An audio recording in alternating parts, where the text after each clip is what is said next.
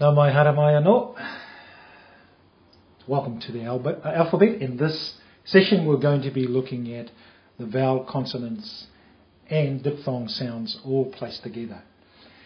We're going to learn this in a song. If we sing each column down, then you'll have all the words to the song. And the song goes like this. I'll slow it down so that you can join me in the song.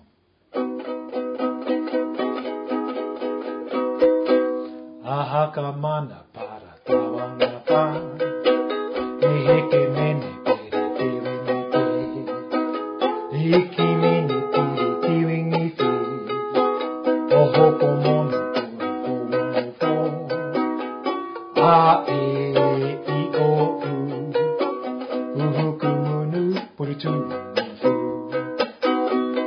Sing that again.